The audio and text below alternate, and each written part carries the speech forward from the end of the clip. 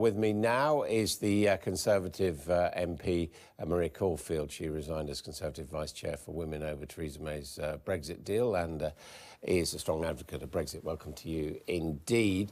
What do you think the consequences of no-deal Brexit would be? I mean, I've always been very clear that a deal would be the preferred option, but it doesn't mean that if we didn't have a deal that we couldn't succeed very well. What it would mean is there would be customs checks that would be introduced, and even with a no deal, a WTO terms, that's how we trade with the rest of the world that we're not in a free trade relationship with. So we can do this. And in terms of the Northern Ireland border, to be specific, I sit on the Northern Ireland Select Committee, and we heard clear evidence that even with a no deal outcome, there is absolutely no need for a hard border between Northern Ireland and the Republic of Ireland. But, it's all bother and no gain. I mean, there's nothing we gain out of a no-deal Brexit, is there? We just get, as you say, obstacles to trade in various areas. Well, no, there are positives to gain, and if you ask lots of people who voted to leave, they assumed we'd be leaving on a no-deal basis. So it does mean that we come out of the EU, we're no longer in the customs union, the single market. It does mean we're able to then open up free trade arrangements with other countries around the world that we currently can't do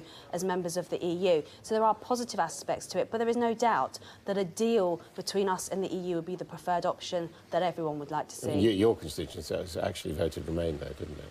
My constituency, it was a bit like the national referendum, but in reverse. It was 52-48. But I have been overwhelmed by the response from people to say that they want us to get on with it now. Businesses want some certainty about what's happening after March. And I think people are a bit Brexited out. They want politicians to take control. That's what they voted for, was Parliament to take control and to get on and deliver Brexit. I mean, you're one of those who thinks there should have been a vote last week. I would have liked to have seen a vote, but actually, if the Prime Minister can negotiate a better deal, the big issue for most parliamentarians, whether they voted Leave or Remain, is the backstop.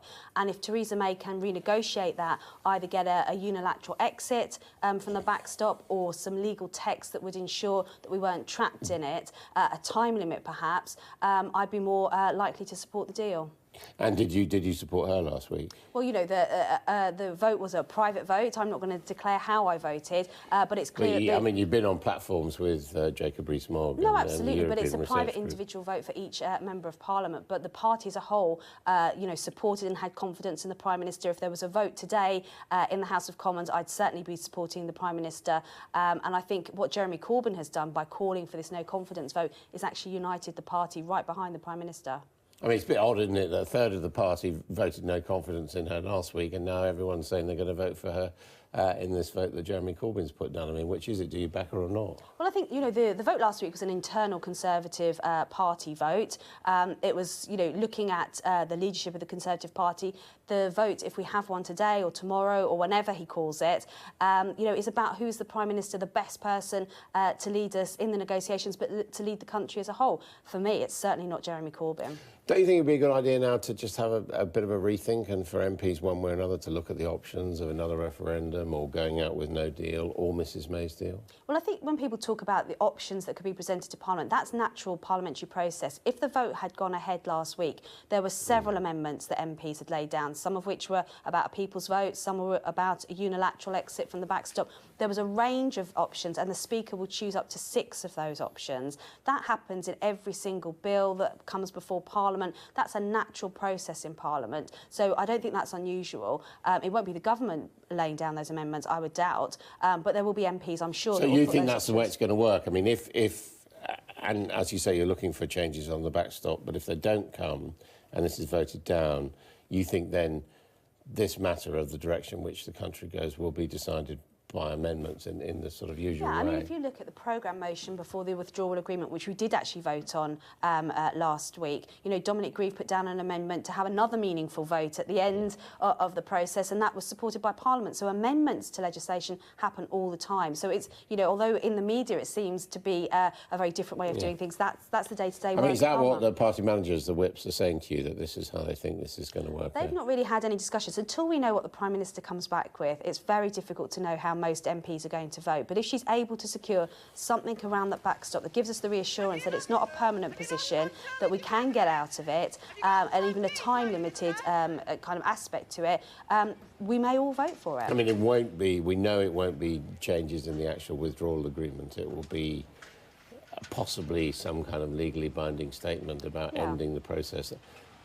that would be enough for you? Well, I'd have to look at the words, Yeah. but something around that would give me confidence that we are not just entering into a room with the door handles on the outside and we have no way of getting out. It's too big a risk to the United Kingdom. It stops us from doing free trade with other countries. We'll be rule takers and not have a seat at the table. So for me, the backstop is the fundamental problem. Because, for someone like you who wants Brexit, what the Prime Minister is saying is that if people don't come on board her deal, it might go the other way. I mean, you risk no Brexit, as she puts it, via referendum. Well, in the legislation, when we passed the withdrawal bill earlier this year, we set the legal deadline of when we'll be leaving in the EU on the 29th of March.